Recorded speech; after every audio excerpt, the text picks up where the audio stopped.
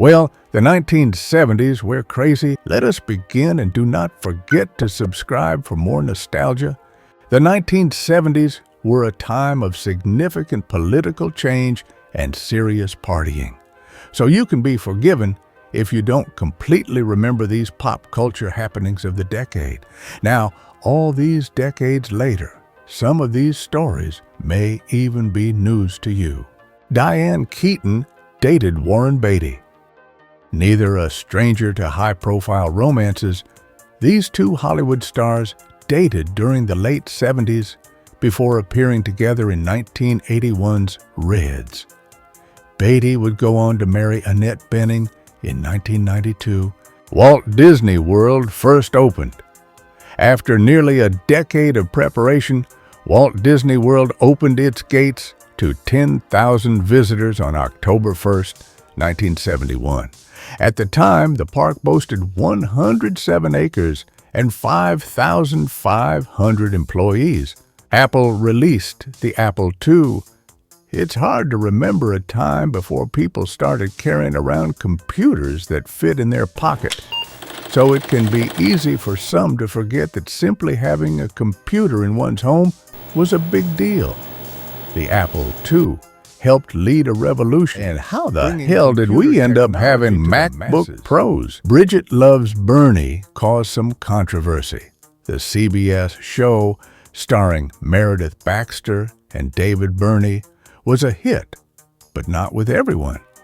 Religious groups took umbrage with the network's decision to center a show around an interfaith couple. Sony unveiled the Betamax. Betamax brought consumers' favorite films into their own homes beginning in 1975. But unfortunately for Sony, their revolutionary videotape playing product was eclipsed by VHS just 2 years later. Ford Pintos started exploding. Thanks to a design flaw in the Ford car's fuel tanks, the Pinto was especially vulnerable to bursting into flames if hit from the back in a collision. After an investigation by the National Highway Traffic Safety Administration, Ford recalled all Pintos manufactured between 1971 and 1976. Cher dated David Geffen. The music mogul and legendary singer and actress coupled up during the mid-1970s. Geffen helped Cher free herself from an unfair business arrangement with her estranged husband, Sonny Bono, and the two attended the 1974 Grammys together. HBO made its debut.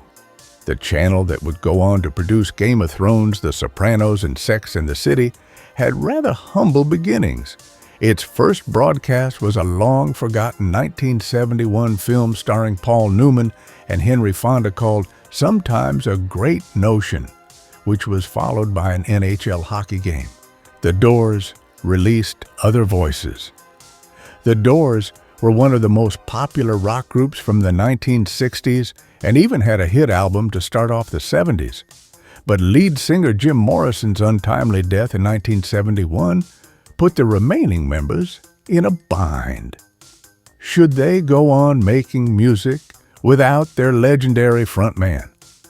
While the choice may seem obvious now, the band decided to proceed with Other Voices, which is not held in the same esteem as their previous records, to put it mildly.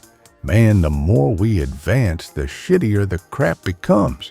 Papasan chairs were huge.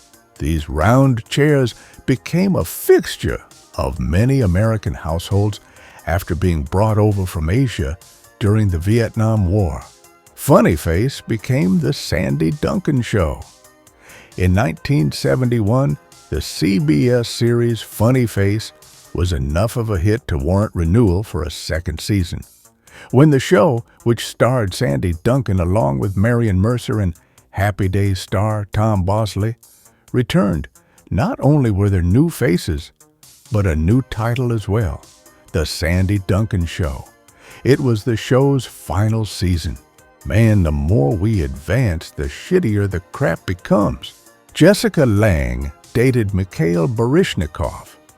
The Oscar-winning actress and ballet legend dated into the early 80s and even had a daughter, Alexandra, together. J.R.R. Tolkien's The Silmarillion was published posthumously.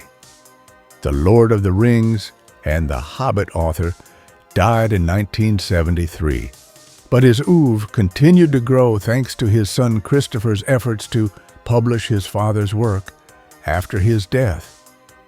Silmarillion, which was released in 1977, was the first of his posthumous works to hit shelves. Jaws 2 was a bit of a flop. Steven Spielberg's Jaws was an instant classic, but the sequel went over less swimmingly.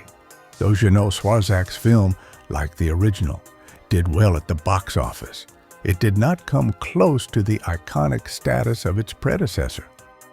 Home workout equipment started catching on. Thanks to machines like the Nautilus, it was now possible to get your workout in at home, which was a new trend itself.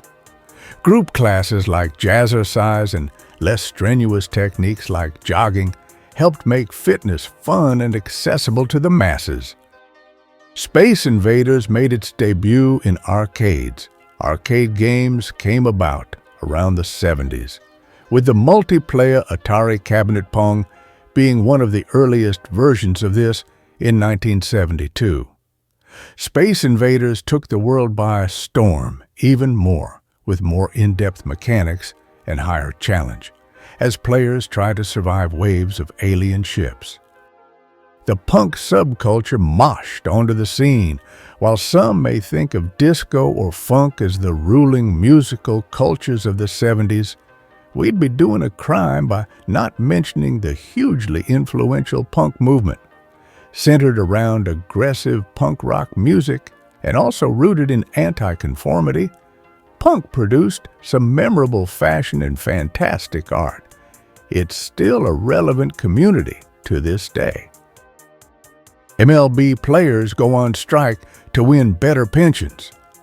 Baseball walked off the pitch for 13 days in 1972 in protest over low pension and health care plan contributions. Team owners pretty quickly folded after 86 games worth of lost revenue. An excellent win for the Major League Baseball Players Association, a young union that had been founded just 6 years prior in 1966. This wraps it up. Subscribe for more.